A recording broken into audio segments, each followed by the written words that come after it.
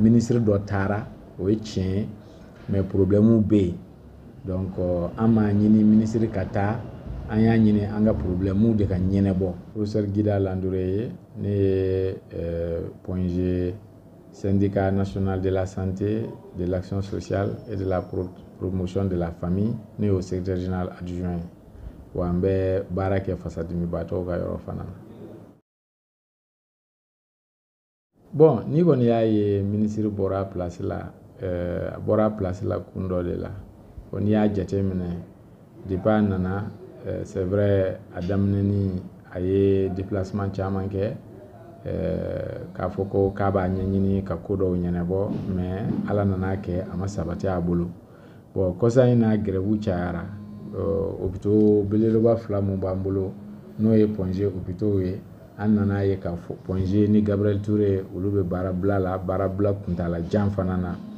Donc n'i y'a ye fana mɔgɔw bɛ taa hali dɔgɔtɔrɔso tɔ ninnu na u bɛ min ɲini u t'a sɔrɔ u t'u sago sɔrɔ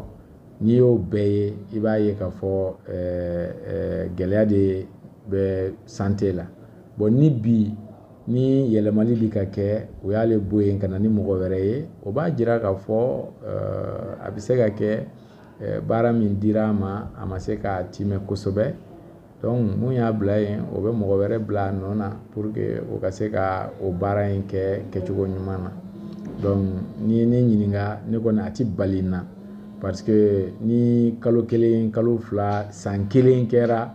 gɛlɛya bɛ hôpitaux belebelebaw la a ma se ka ɲɛnɛbɔ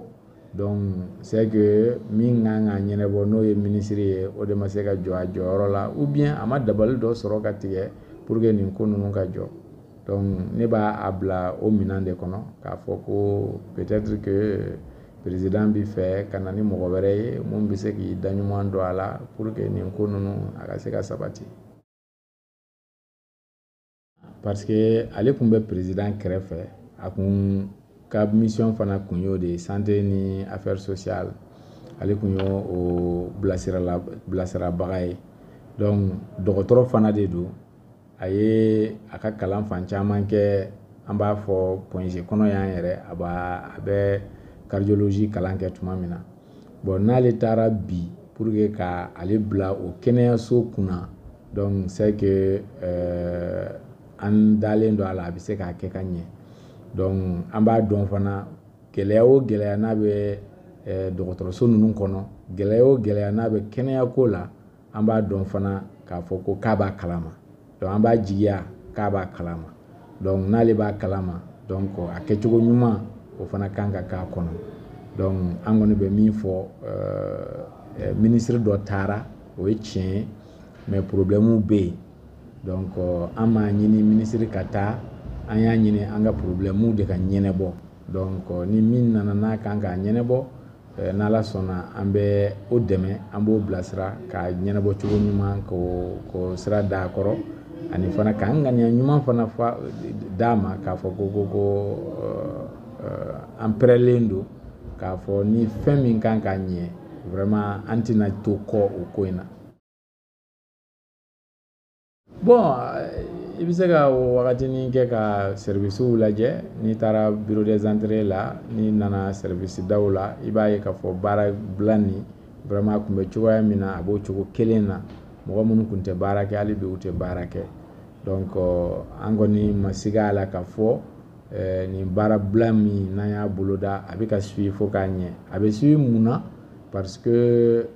an ni minnu b'a kɛ n'o y'an ka militants ye olu de bɛ a fɔ an k'a kɛ tan parce que an t'a kɛ an kun fɛ ni waati o waati n'an bɛ fɛ ka yɛlɛma don a la an b'u wele de ka assemblée générale kɛ assemblée générale de b'a fɔ an kan ka min kɛ donc ni assemblée générale y'a fɔ an kan ka min kɛ c'est que mɔgɔw bɛ tugu a kɔ donc o sira t'an na yɛrɛ bi. Kumakuncɛ kuma ye min ye mɔgɔ kura nana mais problème bɛ yen donc an b'a fɔ hali bi